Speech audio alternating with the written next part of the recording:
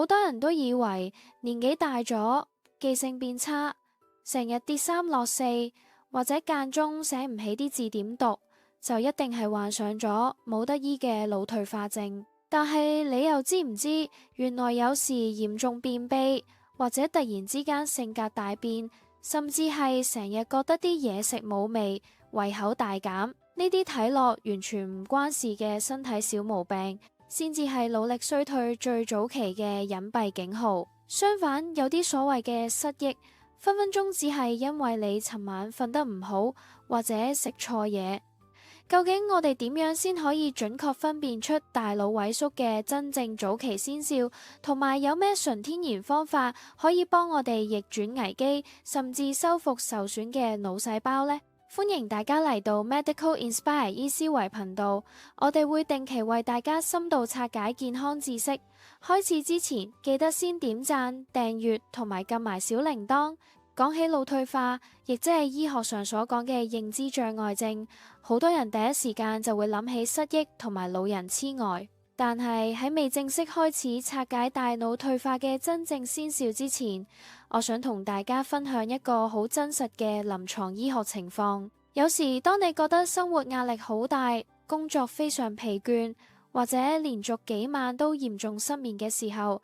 你嘅大腦可能會出現好多類似腦退化嘅症狀，例如轉數慢、講錯嘢、唔記得人哋個名，但其實你根本就冇患上呢個病。喺呢個時候，最差嘅做法就係自己嚇自己，甚至亂咁幫自己身邊嘅伴侶或者屋企人斷症。曾經有一對夫婦去睇醫生，丈夫被懷疑有早期腦退化。當醫生詳細問個丈夫到底幾時開始發現自己嘅記憶力有問題嘅時候，個丈夫竟然好無奈咁話：其實我都唔太肯定，但似乎就係由我老婆開始，每日話我有病嗰陣開始。原來醫生觀察到佢哋兩公婆喺診所嘅互動模式非常有問題。每當個丈夫一時之間醒唔起某啲嘢，或者講嘢有少少甩漏，個老婆就會喺旁邊不停糾正佢，不停提住佢話：你又唔記得嘢啦，你又講錯說話啦，你個腦真係有事啦。結果醫生非常坦白咁同個老婆講：你咁樣做只會令情況變得更加差，因為每一次你提醒某個人佢做錯嘢，你其實就係喺佢嘅大腦入面加深咗嗰個錯誤嘅印象，令佢產生龐大嘅心理壓力，結果只會越錯越多。於是醫生叫個老婆試下做一個為期1個星期嘅實驗，就係無論個丈夫之後講錯乜嘢、做錯乜嘢，都完全唔好出聲，絕對唔好糾正佢。結果1個星期之後，當佢哋再次返去復診嘅時候，情況出現咗令人震驚嘅轉變。個丈夫嘅表達能力變得非常清晰，思維敏捷，對答如流，完全冇任何認知功能障礙嘅跡象。呢個真實嘅故事帶出咗一個好重要嘅訊息：當你發現自己或者身邊人有少少冇記性，千祈唔好不停放大佢嘅錯誤。而且好多時所謂嘅冇記性，可能只係因為瞓得唔夠，令大腦冇辦法深度休息，或者因為食得太多甜嘢，令血糖大上大落，甚至係身體入面嘅炎症反應引起，而唔係大腦結構上出現咗真正嘅病變。不過，當我哋撇除咗上述呢啲短暫嘅外系因素，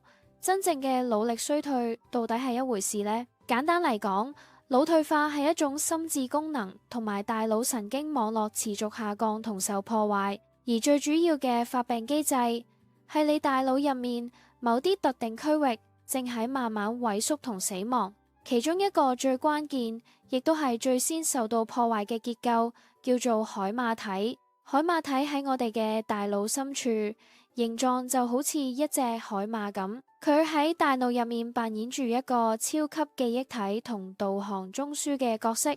負責將我哋每日經歷嘅短期記憶轉化並儲存成長期記憶，同時亦負責處理空間定位。當海馬體嘅細胞開始受損、萎縮甚至壞死嘅時候，各種認知同埋行為上嘅問題就會陸續浮現。接下來，我哋會同大家詳細拆解6個大腦海馬體同其他區域開始退化嘅早期先兆，等你哋可以及早察覺。第一個最常被忽略嘅先兆就係組織、計劃同埋執行複雜事情嘅能力出現嚴重困難。呢種能力喺醫學上稱為大腦嘅執行功能。你可能會發現，以前你可以好輕鬆咁安排一家人出國旅行嘅詳細行程，輕鬆處理工作上需要多個部門協調嘅繁複文件，甚至係同時兼顧幾樣唔同嘅任務。但而家突然間你覺得處理呢啲事情變得非常吃力，面對需要多個步驟去完成嘅任務，會覺得個腦好實、好混亂。例如你可能連跟住一個寫得好清楚嘅食譜去煮一餐飯，都會唔知點入手，唔知應該先切菜定係先洗肉。呢種執行功能嘅衰退，往往比單純唔記得鎖匙擺喺邊更加早出現，因為佢反映緊大腦前額葉同埋海馬體之間嘅神經網絡聯繫正喺慢慢斷裂。第二個先兆係性格同埋行為模式突然改變，有啲人原本脾氣非常好，對人好有耐性，甚至非常樂觀，但突然之間喺幾個月之內變得好容易暴躁，對身邊嘅人充滿猜疑，甚至對以往好鍾意嘅興趣或者活動完全失去熱誠，變得非常冷漠同孤僻。呢種性格上嘅大轉變，好多時會俾家人誤以為只係情緒病、抑鬱症或者更年期嘅荷爾蒙變化，但其實當大腦嘅額葉，即係負責控制情緒、抑制衝動同管理社交行為嘅區域，又或者其他邊緣系統開始出現萎縮或者微血管病變嘅時候，就會直接改變一個人嘅性格底線。患者會失去同理心，甚至會做出啲以前絕對唔會做嘅失儀行為。第三個先兆非常有趣，亦都係醫學界近年極度關注，但普羅大眾最意想不到嘅就係便秘。你可能會覺得好奇怪，排便唔暢順同個腦退化有咩直接關係呢？其實關係簡直係密不可分。喺現代醫學同解剖學入面，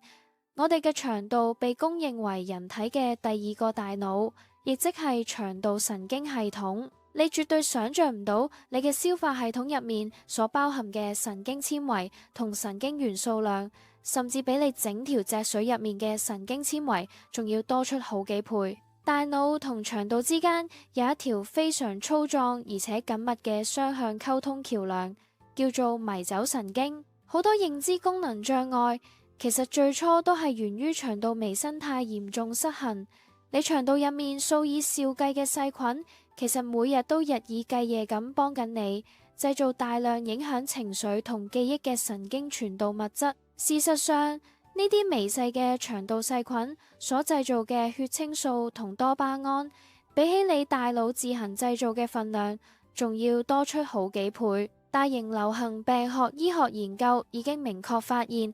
患有阿茲海默症或者帕金遜症嘅病人，佢哋喺確診之前好幾年，患上嚴重便秘嘅比例係遠遠高於一般冇呢啲腦部問題嘅健康人士。所以，如果你長期有頑固嘅便秘問題，腸道蠕動極度緩慢，絕對唔可以掉以輕心，因為呢個好可能代表你嘅迷走神經系統或者腸道微生態已經出現咗大災難，係腦部神經傳導將會出現問題嘅超早期警號。第四個早期先兆係各種感官功能無端端出現障礙同退化。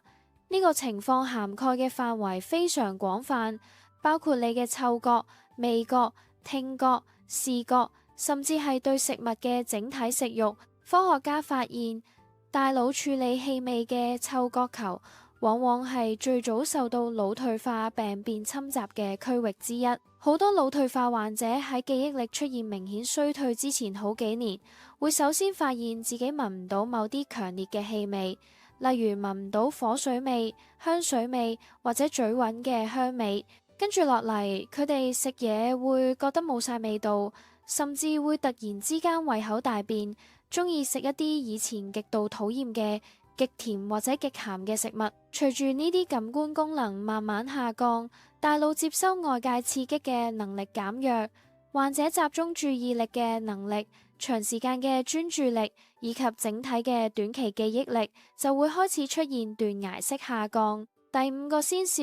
係語言表達同組織能力出現明顯困難。正如頭先所講，海馬體同大腦皮層受損會直接影響我哋大腦檔案庫提取記憶詞彙嘅能力。患者可能會突然之間寫唔起某啲好常用嘅事物名稱，俗語所謂嘅口喺邊緣，心入面明明知道係咩，想講但就係講唔出個名，最後只可以用呢個嗰個去代替。又或者佢哋會喺短時間內不斷重複講同一句說話，甚至將啲詞語撈亂晒嚟講。其中最令人沮喪同心痛嘅一種情況係，患者明明可以流暢咁講出完整嘅句子，發音亦都字正腔圓，冇問題，但係成句說話串聯起嚟嘅內容係完全語無倫次，毫無邏輯可言。患者心入面明明好焦急咁想表達某個重要意思，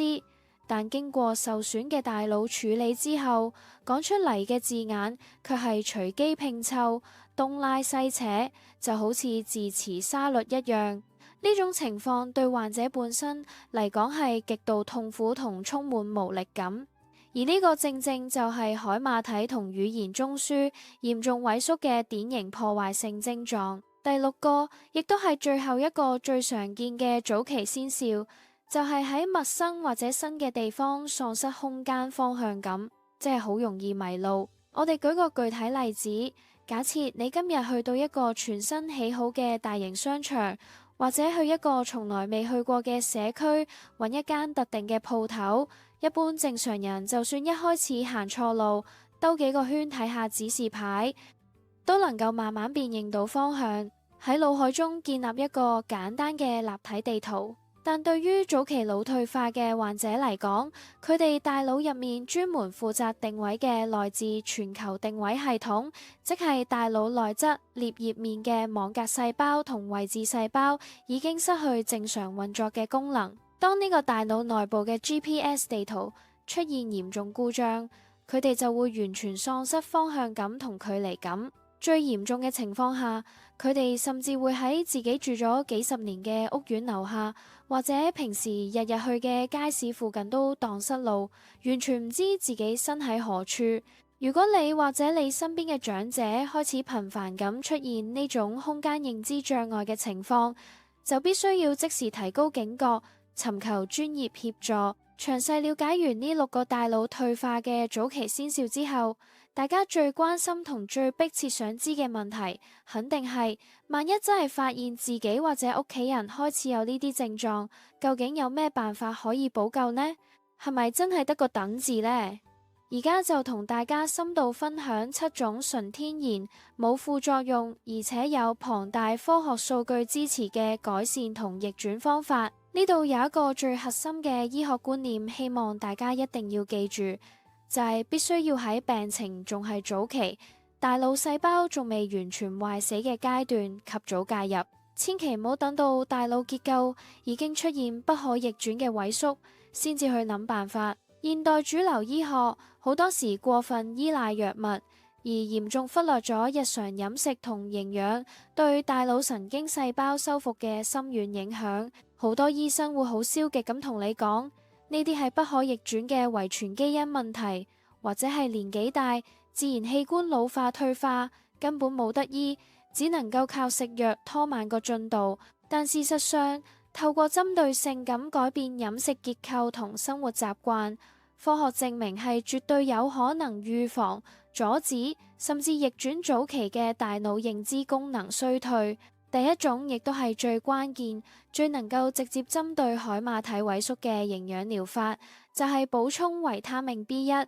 亦即係醫學上所講嘅硫胺素。頭先我哋講過，腦退化好多時最先同海馬體萎縮有關，而導致海馬體快速萎縮同神經元死亡嘅一個非常普遍但極少人為意嘅原因，正正就係腦部細胞嚴重缺乏維他命 B1。大家上網查下醫學文獻就會發現，長期酗酒嘅人好容易患上一種叫做高沙可夫症候群嘅腦部疾病，出現嚴重嘅記憶喪失同認知障礙。背後嘅致命原因就係酒精將體內嘅維他命 B1 洗劫一空。但除咗飲酒之外，原來現代人最中意嘅長期高碳水化合物飲食，同樣會將你體內寶貴嘅維他命 B1 消耗殆盡。當你每日食得越多精製糖分，食得越多粥粉、麵飯、麵包、餅乾呢類精製澱粉質，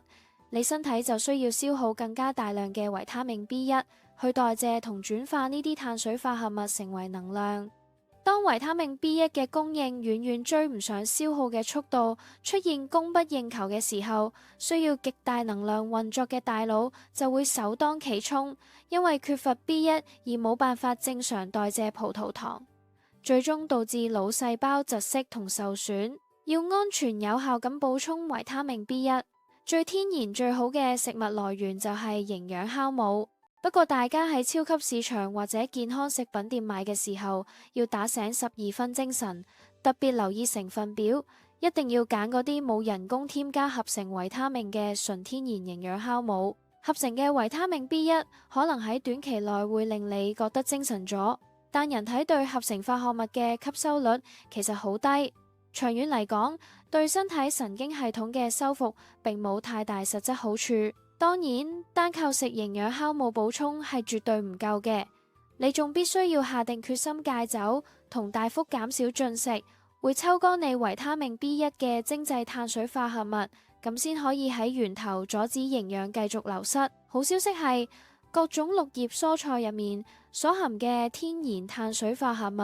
係絕對安全，而且充滿纖維，大家可以放心大量進食。第二種拯救大腦嘅強大方法，就係由下而上咁修復你嘅腸道微生態。正如之前所講，腸道同大腦係同生共死嘅命運共同體。針對阿茲海默症同帕金遜症患者嘅腸道細菌基因測序研究，明確指出，呢啲腦退化患者嘅腸道微生態幾乎都有一個致命嘅共通點，就係細菌種類嚴重單一，缺乏多樣性，而且腸道長期處於一種慢性發炎嘅狀態。要徹底改善呢個問題，最直接嘅方法就係透過飲食去大幅增加腸道細菌家族嘅多樣性。大家平時食菜，千祈唔好獨孤，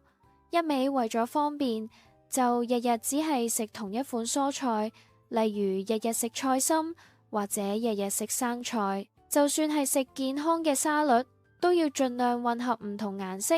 唔同種類嘅菜葉同十字花科蔬菜，因為唔同種類嘅植物纖維同獨特嘅植物營養素，可以為腸道入面成千上萬唔同嘅益生菌菌株提供特定嘅專屬養分，令佢哋可以各自壯大，百花齊放。另外，間歇性斷食亦都係一個極之有效，甚至可以話係革命性增加腸道細菌多樣性嘅方法。好多人會錯誤咁以為，如果我長時間唔食嘢，豈唔係會餓死晒腸道入面嗰啲益生菌？但人體嘅奧妙之處就係，適度嘅斷食反而會激發腸道細菌嘅求生機制。當冇外來食物嘅時候，會令一啲平時處於休眠狀態，但對身體極度有益嘅罕見長壽菌株開始大量繁殖同活躍起嚟。呢個係大自然進化咗千百年，幫助人類喺饑荒中生存嘅奇妙保護機制。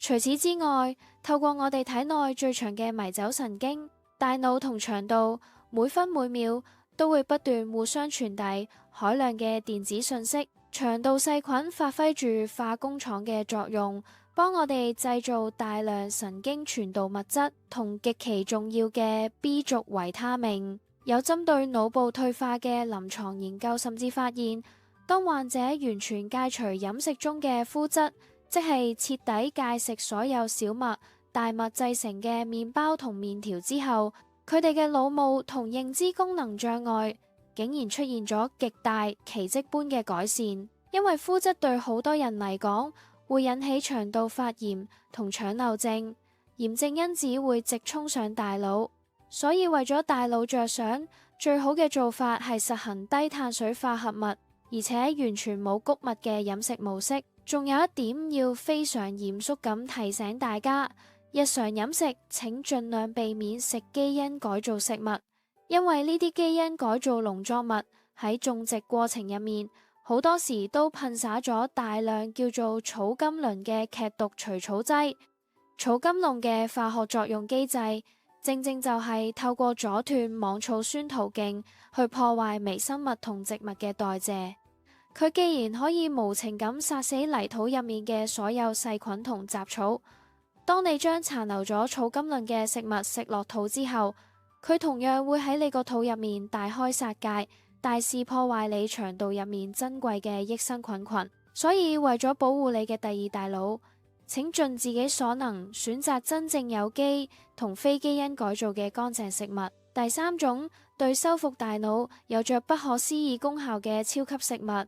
就係各種植物嘅初生幼苗，特別係抗氧化能力極高嘅西蘭花苗。西蘭花苗入面含有極高濃度一種叫做蘿蔔硫素嘅強大天然化合物。有人會問，點解一定要食發咗芽嘅幼苗，而唔直接食西蘭花嘅種子或者大個嘅西蘭花呢？原因好簡單，當植物處於種子狀態嘅時候，為咗保護自己唔被動物消化，入面嘅營養物質係被重重鎖住嘅，人體嘅腸胃好難將佢消化同吸收。但當一粒種子接觸到水分開始發芽，變成幼苗嗰短短幾日之間，種子內部嘅酵素會被全面激活，入面嘅營養價值同蘿蔔硫素含量會呈爆炸性咁釋放出嚟，濃度甚至比成熟嘅西蘭花高出幾十倍至100倍。定期將新鮮嘅西蘭花苗加入日常飲食入面，你唔單止吸收緊一棵植物整個生命週期入面最巔峰、最濃縮嘅營養精華，仲吸收緊大量極度珍貴嘅植物化學物質。呢啲蘿蔔硫素物質唔單止可以啟動身體強大嘅抗氧化同抗癌基因，佢更加能夠輕易穿透血腦屏障，直接進入大腦，清除自由基，絕對係大腦嘅頂級超級食物。大量實驗室研究證明，蘿蔔硫素對任何類型嘅神經退化性疾病，包括阿茲海默症，都有極好嘅抗發炎同神經細胞修復作用。加上腦退化患者好多時都伴隨住長瘤症嘅問題，而西蘭花苗對修復受損嘅腸道黏膜屏障亦都非常有幫助。大家平時不妨去買啲有機嘅西蘭花種子，自己喺屋企用水耕發芽，幾日就可以收成，加落沙律度生食，既經濟實惠，又充滿無與倫比嘅醫療營養價值。第四個極具顛覆性但非常重要嘅拯救大腦終極方案，就係轉換大腦嘅燃料系統，利用酮體作為大腦嘅替代純正能源。大家試下閉上眼睛，想象一下，腦退化患者大腦入面嘅海馬體細胞正處於一個飢餓同不斷被破壞嘅狀態，我哋必須要盡快揾方法去修復，同埋最重要係提供可以被利用嘅燃料俾呢啲垂死嘅細胞。現代神經科學研究發現咗一個驚人嘅事實，原來腦退化其實可以被定義為大腦嘅第三型糖尿病。呢個意思係指大腦神經細胞對葡萄糖產生咗嚴重嘅胰島素阻抗，即係話大腦細胞明明極度缺乏能量，但因為胰島素接收器壞咗，血液入面嘅葡萄糖根本敲唔開腦細胞嘅大門，進入唔到細胞內部，導致大量腦細胞活生生咁被餓死，從而亦引發腦萎縮。喺呢個生死存亡嘅時候，酮體就發揮咗救世主嘅極大作用。酮體係我哋身體分解脂肪之後產生嘅一種高階能量分子。佢最神奇嘅地方問題係，佢可以完美避開大腦對葡萄糖嘅代謝障礙同胰島素阻抗，直接跨越血腦屏障進入腦細胞，為粒線體提供極其純正、高效而且極少代謝廢物嘅能量。如果大腦得到充足酮體嘅滋養，原本因為冇燃料而進入休眠甚至受損嘅神經元，就有極大機會重新啟動同活躍起嚟。所以，任何開始有早期腦退化跡象或者記憶力大不如前嘅人，都應該立即開始實行規律嘅間歇性斷食，例如16:8斷食，甚至喺醫生指導下定期進行超過24小時嘅長時間斷食。斷食可以為你嘅大腦帶嚟兩大無可替代嘅好處。第一，比起單純嘅生酮或低碳飲食，斷食可以迫使肝臟極速燃燒脂肪，令身體產生大量濃度極高嘅酮體，直送大腦。第二，斷食會啟動身體入面多種保護大腦嘅長壽基因機制，促進大腦神經滋養因子嘅分泌，幫助大腦生長新嘅神經連結。除此之外，如果你覺得長時間斷食太困難，大家亦都可以透過高質素嘅營養補充劑，直接攝取轉化酮體嘅原料，例如每日早晚各食1湯匙嘅中鏈三酸甘油酯，即係大家喺防彈咖啡入面常聽嘅 MCT 油。MCT 油進入肝臟後會被極速轉化為酮體，又或者你甚至可以購買外源性酮體補充劑直接飲用。呢啲方法都可以即時為處於飢餓邊緣嘅大腦提供救命嘅超級燃料，大幅改善認知清晰度。第5種擁有悠久歷史嘅天然草本療法就係銀杏葉萃取物。傳統中醫同歐洲草藥醫學一直都有廣泛使用銀杏葉嚟改善全身嘅血液循環，而喺現代嚴謹嘅雙盲科學研究當中，亦都證實咗銀杏葉對認知功能障礙同早期失智症患者有着非常顯著嘅臨床好處。特別係一種經過高度提純，醫學界稱為 EGB761 嘅特定標準化銀杏葉萃取物。大量臨床數據顯示，呢種 EGB761 萃取物能夠為大腦神經元提供非常強大而且重要嘅神經保護作用，有效抵抗氧化壓力，減慢神經細胞因衰老而退化嘅速度。同時，佢能夠擴張大腦入面微細嘅血管，極大程度改善大腦皮層同海馬體嘅微循環，令更多新鮮而且富含氧氣同營養嘅血液可以源源不絕咁輸送到大腦各個重要區域，從而改善記憶力衰退同集中力不足嘅問題。第6種被現代神經科學家譽為大腦神經救星嘅天然好物，就係外表毛茸茸，好似獅子頭咁嘅猴頭菇。近年醫學界關於猴頭菇萃取物嘅科學研究報告，結果簡直令人嘆為觀止。猴頭菇之所以咁神奇，係因為佢入面含有2種非常特殊，能夠穿越血腦屏障嘅活性成分，分別係猴頭素同猴頭菇酮。呢2種物質能夠直接進入大腦，刺激大腦入面一種極為關鍵嘅蛋白質，叫做神經生長因子，大量合成。神經生長因子顧名思義就係負責促進大腦神經細胞生長、維持神經元存活同埋修復受損神經衰鞘嘅最重要指揮官。一般嘅食物或者營養素根本冇辦法刺激大腦產生神經生長因子。持續進食優質嘅猴頭菇或者其高濃度萃取物，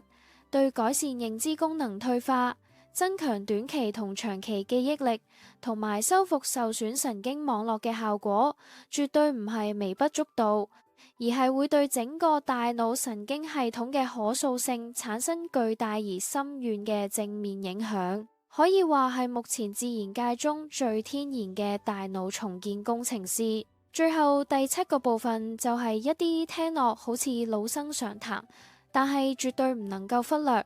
亦係一切健康根基嘅大腦保養基礎。首先係奧米加3脂肪酸，特別係當中嘅 DHA。大家要知道，我哋嘅大腦其實有超過60%係由脂肪組成，而 DHA 正正就係構成大腦皮層神經細胞膜嘅最重要基礎建築材料。缺乏 DHA，腦細胞傳遞信息就會變得遲鈍。大家可以透過每星期進食深海高脂肪魚類，例如野生三文魚、沙甸魚，或者每日服用高品質嘅魚油，特別係含有豐富天然維他命嘅鱈魚肝油，去攝取足夠嘅 DHA。其次係陽光維他命 D 同微量元素鋅，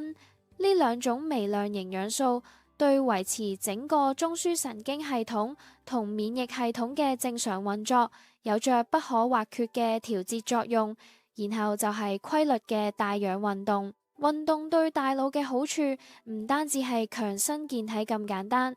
最重要係每次運動都會令心跳加速，大幅增加流向大腦嘅血液同氧氣量，沖走大腦入面嘅代謝廢物，為腦細胞帶嚟重生嘅生機。最後亦都係最基本、最容易被現代人犧牲嘅，就係高質素嘅睡眠。如果你長期餓而瞓得唔夠，你身體嘅壓力荷爾蒙，即係皮質醇，就會急劇飆升。長期過高嘅皮質醇對大腦嚟講係一種劇毒，佢會直接毒害並殺死海馬體入面嘅記憶細胞，同時亦會消耗大腦入面寶貴嘅氧氣。大腦只有喺深層睡眠嘅時候，先會啟動清除腦部澱粉樣蛋白垃圾嘅清洗機制。所以保持每日7至8小時優質睡眠，絕對係預防大腦萎縮、守護大腦健康最堅固嘅最後防線。